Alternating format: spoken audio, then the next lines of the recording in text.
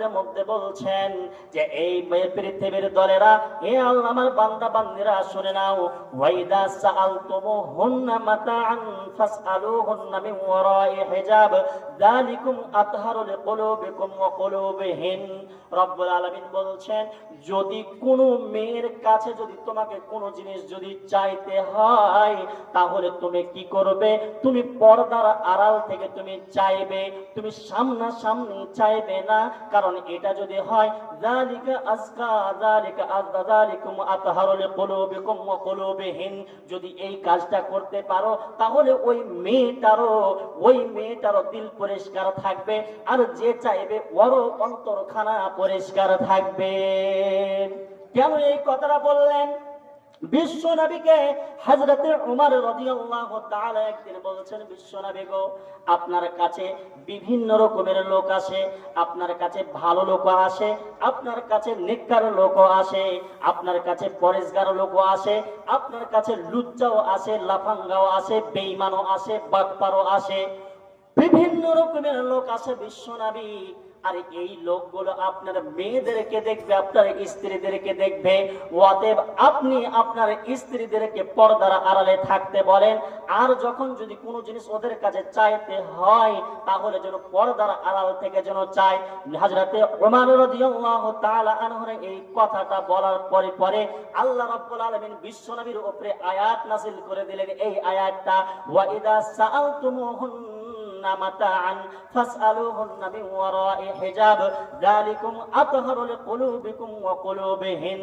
আল্লাহ রাব্বুল আলামিন বলছেন, যদি কোনো মেয়ের কাছে তোমাদেরকে কোনো জিনিস চাইতেই যদি হয় তাহলে কি করবে? তোমরা পর্দার আড়াল থেকে চাইবে, সামনাসামনি তোমরা চাইবে না।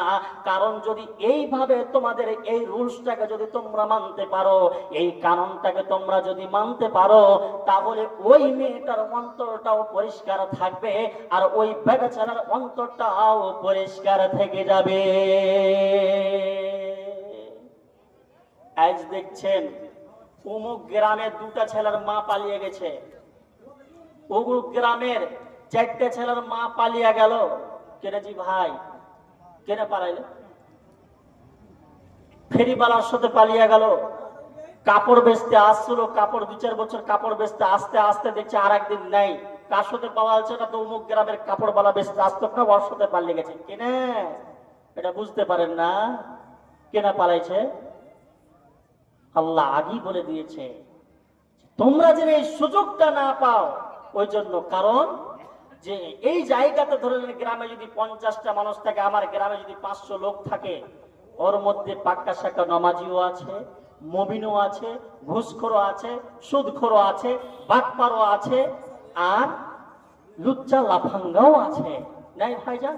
তা আল্লাহর নবী, ওই আল্লাহ রাব্বুল আলামিন ওই লুচ্চা লাফাঙ্গা গালা থেকে বাঁচানোর জন্য, যাতে করে আপনার স্ত্রীটা, আপনার বোনটা ওই লুচ্চার হাত থেকে নিজেকে বাঁচাতে পারে, এই জন্য আল্লাহ রাব্বুল আলামিন বিধান দিলেন কি, যদি তোমাদেরকে কিছু যদি চাইতে হয় তাহলে তোমরা পর্দার আড়াল থেকে চাইবে, তোমরা সামনাসামনি তোমরা চাওয়ার সুযোগ তোমরা চেষ্টা করবে না।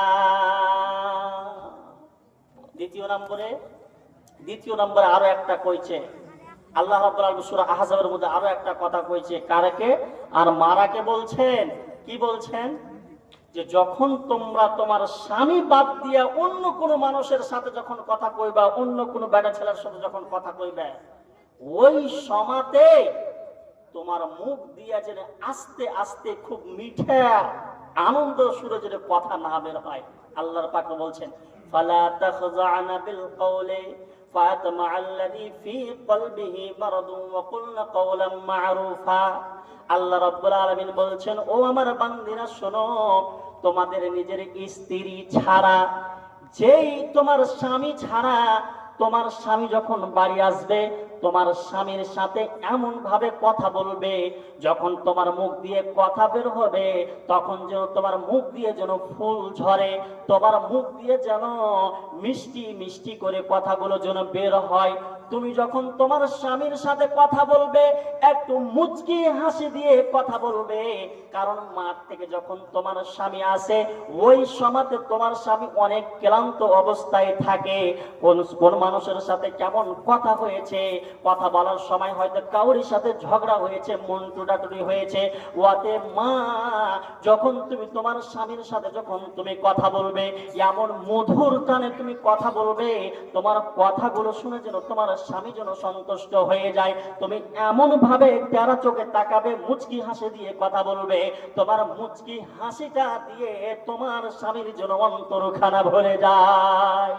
অতএব রব্বুল আলামিন বলছেন, কিন্তু নিজের স্বামী বাদ দিয়ে পৃথিবীর যেই কোনো বেটা ছেলের সাথে যখন তুমি কথা বলতে যাবে, সেটা ফেরিওয়ালা হোক, তোমার ওটা মামাতো ভাই হোক আর খালাতো ভাই হোক, যেই হোক না কেন, যখন কথা বলতে যাবে ফালা তাখযানা বিল কওলি ফাআতমাআল্লাযী ফী কলবিহি মারাদুন, যখন ওদের সাথে যখন কথা বলবে, পরপুরুষের সাথে যখন কথা বলবে, তখন তোমার কথার মধ্যে যেন কড়কড়া থাকে, তোমার কথার মধ্যে যেন তোমার কথা যখন শুনবে তার জন্য অন্তরে লাগে যে এই বাড়ি ছেলেটা বদমাশ আছে, কড়া আছে, এর কাছে পাত্তা পাওয়া যাবে না।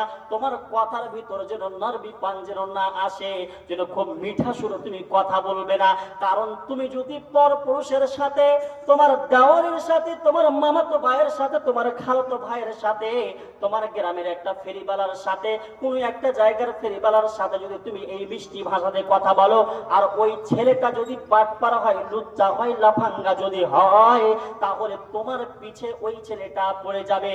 আজকে তোমাকে কোনো আড়াল থেকে দেখবে, আর একদিন তোমাকে সামনাসামনি থেকে দেখবে, আর একদিন তোমার সাথে কথা বলার চেষ্টা করবে, আর একদিন দুটো মধুর সুরে কথা বলবে। এই করে কথা বলতে বলতে বলতে বলতে 6 মাসের মাথাতে তোমাকে ফাঁকি দিয়ে নিয়ে পালিয়ে যাবে। এই জন্য আল্লাহ রাব্বুল আলামিন আগেই বলে দিলেন, তোমার স্বামী ছাড়া অন্য কোনো বেটা ছেলের সাথে মিষ্টি ভাষাতে কথা বলবে না। লিল্লাহে তাকবীর। আপনি জি ভাই, আপনি জি এখানে ভাই নাকি? জি। রব্বুল আলামিন গো, এই বাপজি আমার 1000 টাকা দান করেছে, রব্বুল আলামিন গো যে উদ্দেশ্যে দান করেছে তারা দানকে তুমি সাদরে গ্রহণ করে নাও। রব্বুল আলামিন গো, বাবাজি আমার পৃথিবীর বুকে যতদিন বেঁচে থাকবে তাকে তুমি ঈমানি হালাতে বাঁচিয়ে রাখিও। রব্বুল আলামিন গো, পৃথিবীর বুকে বাবাজি আমার যতদিন বেঁচে থাকবে পাক্কা শাকা নামাজি বানিয়ে দিও। আল্লাহুম্মা সাল্লি আলাইহি, আল্লাহুম্মা বারিক আলাইহি। তো বলছিলাম কি, যে আল্লাহ রাব্বুল আলামিন যে আমি বলছিলাম যে হায়া, এই জিনিসটা না থাকার কারণে আজকে জিনা, ব্যভিচার, অহরহ করছে। এর মেয়েকে উলিয়ে পালিয়ে গেল, ওর বেটিকে উলিয়ে পালিয়ে গেল, ওর মেয়েকে ওই লিয়ে ওই গায়ে ছড়ালিয়ে পালিয়ে গেল। এইগুলো এই জন্যই হচ্ছে ভাইজান, যে আমাদের মধ্যে হায়া, শরম, লজ্জা, শরম জিনিসটা উঠে গেছে নাই, যার কারণে এই জিনিসটা হচ্ছে। আমাদের দাবি, আমাদের শ্রেষ্ঠ নবীর নাম কি? নবী হযরত মুহাম্মদ মুস্তাফা সাল্লাল্লাহু আলাইহি ওয়াসাল্লামের ব্যাপারে হযরত আবু সাঈদ খুদরি রাদিয়াল্লাহু তাআলা তিনি বলছেন, কি বলছেন, যে বিশ্বনবী কত লজ্জাশীল ছিল, কত হায়া ছিল বিশ্বনবীর ভেতরে। একটা দেখবেন যে মেয়েটার এখনো বিবাহ হয়নি, এখন শুধুমাত্র যৌবনের পাহুটাতে পা রেখেছে, ওই মেয়েটা যদি কোনো বাড়িতে থাকে আর ওর বাড়িতে যদি কোনো একটা অন্য জায়গার মানুষ আসে, তাহলে যখনই শুনতে পাবে সালামের আওয়াজ, শুনতে পাবে যে কোনো একটা গ্রামের লোক এসেছে, কোনো একটা অন্য গায়ের কোনো একটা লোক আর বাপের সাথে দেখা করতে এসে বাড়ির ভিতরে ঢুকছে, তেমন দেখবেন মেয়েটা চট করে ওঠে বাড়ির ঘরের ভিতরে চলে যাবে, আর ঘরের ভিতর থেকে অতক্ষণ পর্যন্ত বের হবে না যতক্ষণ পর্যন্ত ওই মানুষটা বাবার সাথে কথা বলে ফিরে না চলে যায়, বাড়ির বাইরে না চলে যায়, অতক্ষণ পর্যন্ত বাড়ি থেকে বের হয় না, ঘর থেকে বের হয় না। কেন রে বন্ধু, কেন এই কাজটা করে? এই জন্য করে তার ভিতরে এখন হায়া শরমটা একদম পরিপূর্ণভাবে আছে। লজ্জার কারণে অন্য মানুষের সামনে আসতে পারে না, লজ্জার কারণে ভাইকে দেখে মাথায় কাপড় দেয়, লজ্জার কারণে বাপকে দেখে সুন্দর করে মাথায় কাপড় দেয়। বাপ যেখানে আছে বাপের সামনে নয়, অন্য জায়গাতে দাঁড়িয়ে আছে বা বসে আছে। বড় ভাই বসে বসে ভাত খাচ্ছে, সামনে থাকতে পারে না, অন্যদিকে সাইডে দাঁড়িয়ে আছে, কিন্তু চোখের সামনে দাঁড়িয়ে নাই। কেন দাঁড়িয়ে নাই? এই জন্য দাঁড়িয়ে নাই যে ওই মেয়েটার ভিতরে এখনো লজ্জা শরমটা পরিপূর্ণ হয়ে আছে।